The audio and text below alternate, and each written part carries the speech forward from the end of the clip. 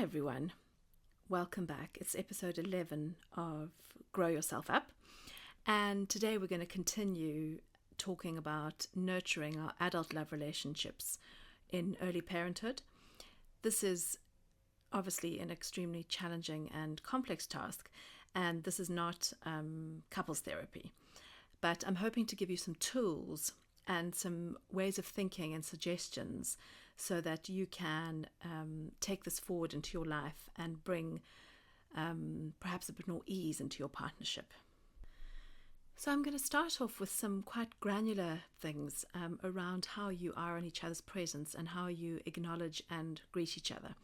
So obviously we've all got different family constructions and different people stay at home, but typically we have one parent who does more caregiving than the other parent.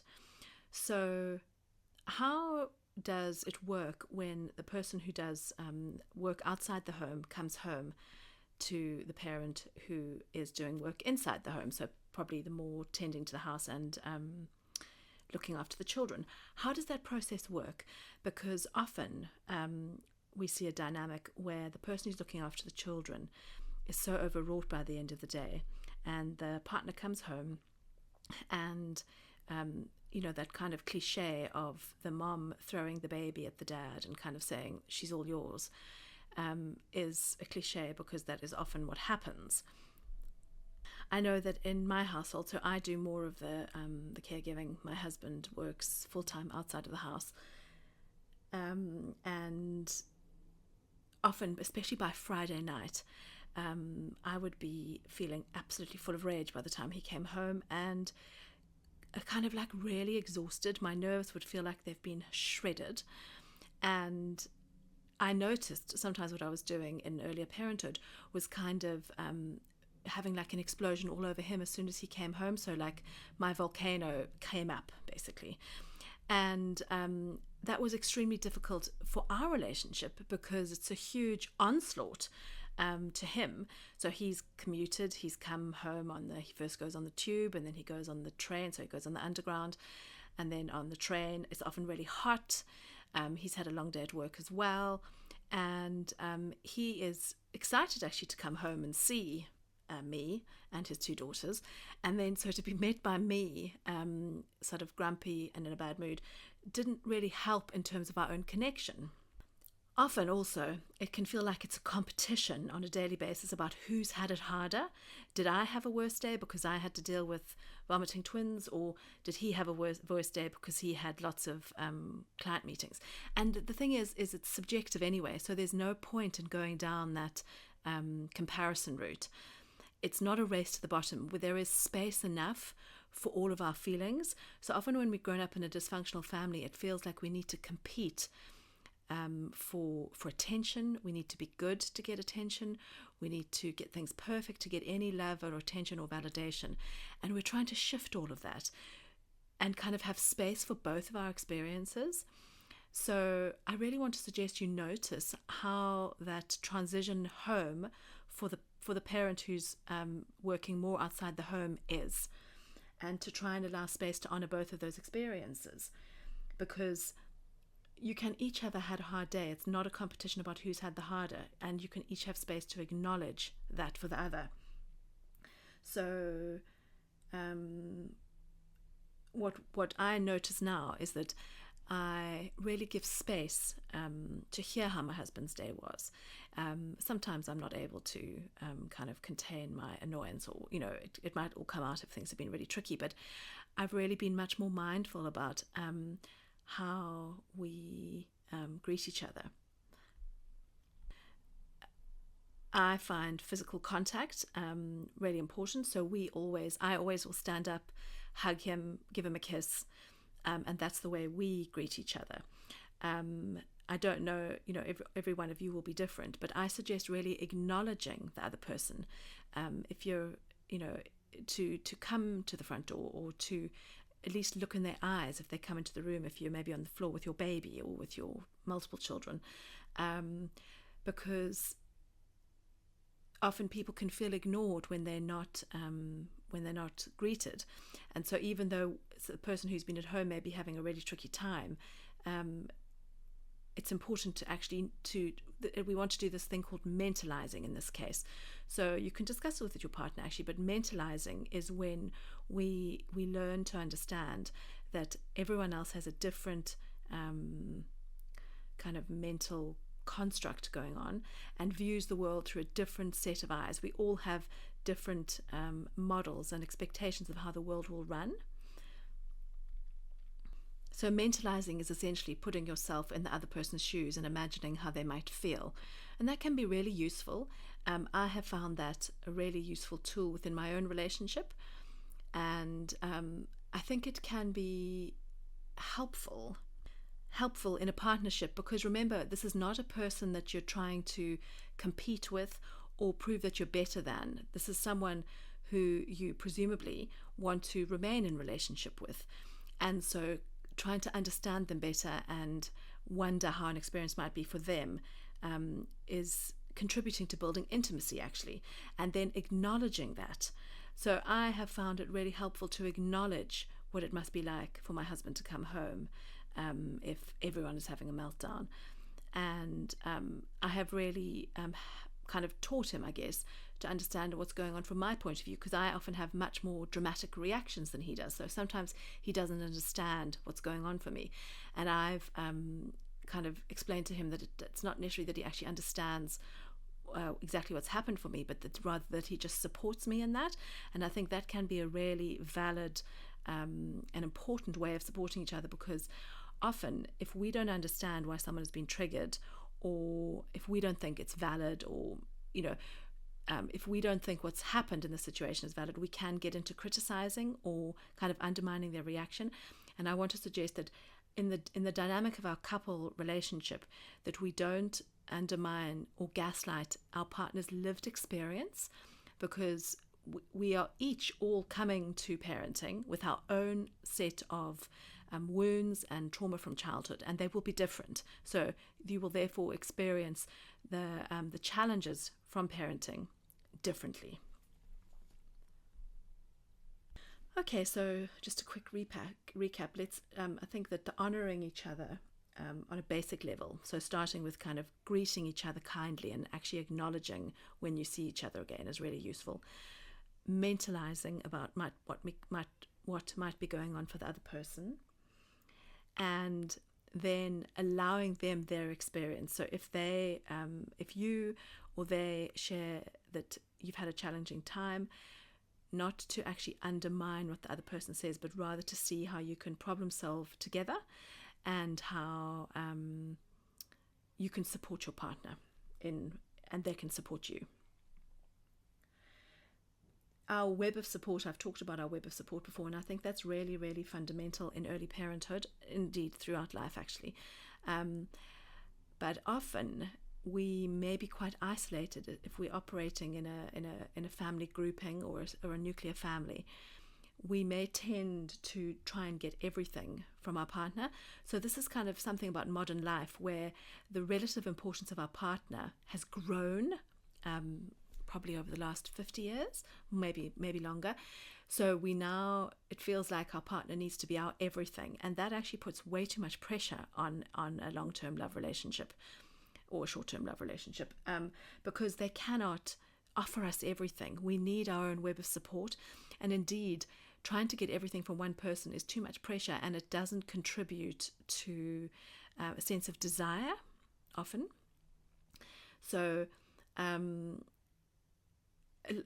some of the practical things in early parenthood I found really difficult. I found bathing twins when I only had myself, if my husband was traveling, really difficult. And once I asked for help in some areas, just talking to other twin mums actually about like, how do you bath them, and like what positions do you do, and I learned a whole lot of new things. I've found out about bath chairs and things that might sound really obvious, but often when we're in the throes of the challenges of early parenthood, we kind of can't think that clearly often. Also, there might be an issue where you don't want to ask for help because you feel a sense of shame in some way. So it actually took me a long time to join a twin Facebook group, because I thought I should be able to figure out all by myself. So I always think that, like, join all the groups if you can. Join, some online groups, maybe like a lovely in-person group where you can go and ask some practical questions or just share about what's going on in your everyday life, so that you have outlets. We all need multiple outlets and multiple layers of different relationships.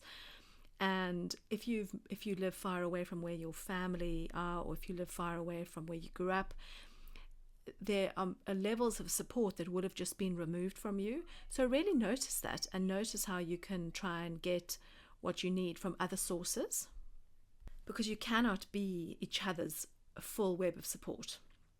And sort of spreading the load around a group of other adults will make you feel much more kind of solid in your support base. And then you're actually much more able to be emotionally available to your love relationship when you're getting other help elsewhere. Your support base could consist of your therapist, maybe one of your siblings, a sister, a couple of friends, some mum friends. Not everyone that you get support from has to be someone that you know deeply. It can be, some mum friends that you may not even know that well, maybe your best source of support. Often books have been part of my web of support, actually. One of the things that often happens in our adult love relationships is that our own childhood trauma gets triggered. And so we can come to see patterns in our relationships that may be much more about our past than our future. So some part of my story is that I'm the eldest child of an alcoholic. And an alcoholic parent, or a parent who is in addiction, is always, they're not present, essentially. So there's an abandoning dynamic in that. So, and our model of love is based on, typically, how we interacted with our opposite sex parent. So previously, I've always been attracted to avoidant men because I wasn't that familiar with emotional availability. And so on a very, very simplified level, and this is a gross simplification I want to tell you, that might mean that I would, like within the context of my relationship, be looking for patterns or imagining things which are not there in terms of them abandoning me or not being present for me. And it's really, really important not to layer the present moment over with our past trauma. However, we all do it, particularly when we're tired. We're sleep deprived in early parenthood. Frankly, we're probably sleep deprived all the way through parenthood. And we kind of, because we often subconsciously seek to try and heal the wounds from our childhood in our adult love relationships. But the way we actually do that is really learning to be interdependent. So I spoke in the previous episode about how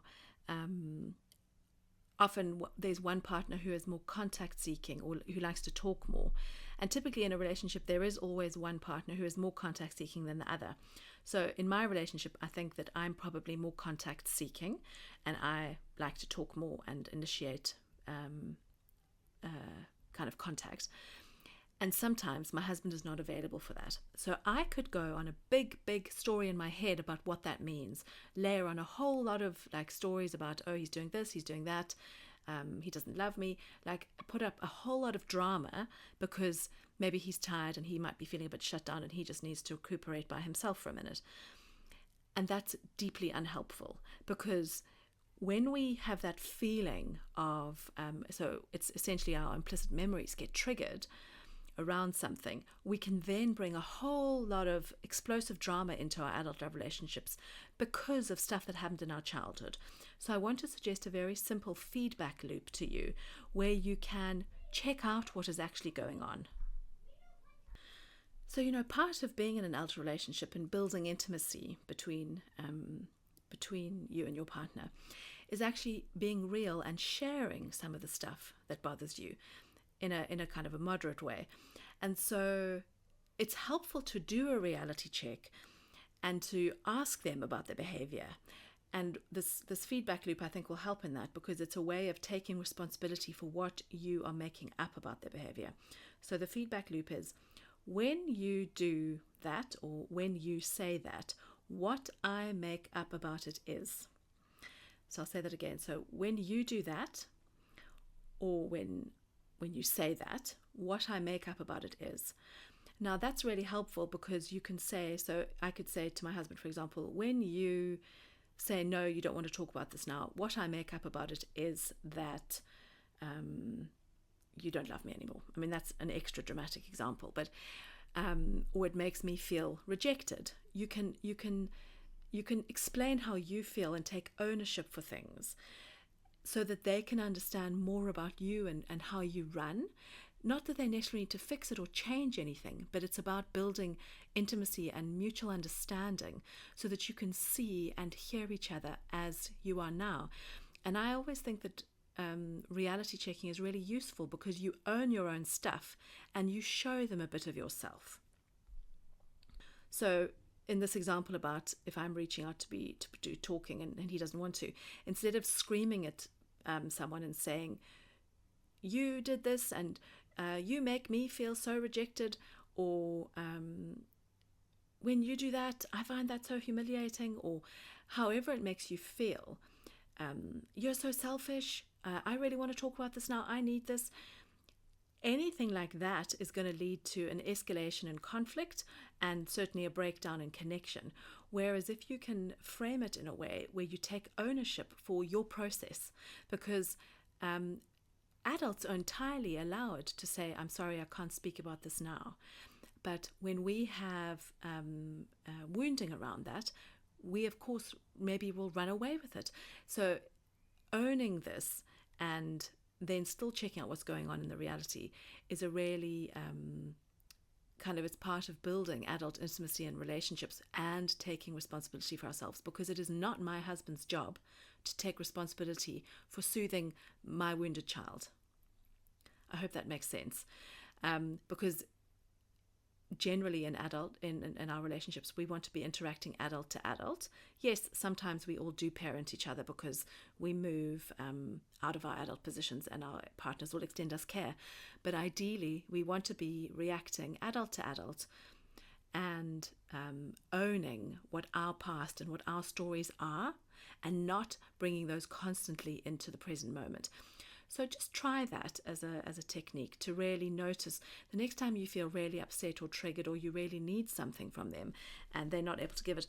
Try that and notice what they actually say, because sometimes I've said, this makes me feel like this, or it makes me feel rejected. And, in that moment, they may be able to alter what they're doing, or come to the contact boundary, or talk, or just say, no, it's really not like that. I'm just so tired. Come and sit next to me on the sofa and I'll hold your hand. I think that we are each vulnerable people. We each have a wounded child, and our wounded child is our responsibility to take care of. So shifting patterns in our families is really actually shifting patterns around how we relate to ourselves and how we relate to our partner. It's so much about being that loving presence for ourselves and also noticing what we're bringing to our dynamics in our relationships in a very loving, gentle way. So none of this is to criticize ourselves. It's to really notice our vulnerability, tend to it, and see what's actually going on in our adult dynamic. And we can only see that when we actually ask the other person, because none of us are mind readers. Okay, so there's still so much to say about this topic. I could keep going. There's lots more to say about intimacy. There's lots to say about sex. Let me know if you want more of this sort of content about nurturing relationships after children. Thanks for being here. Wishing you a good week.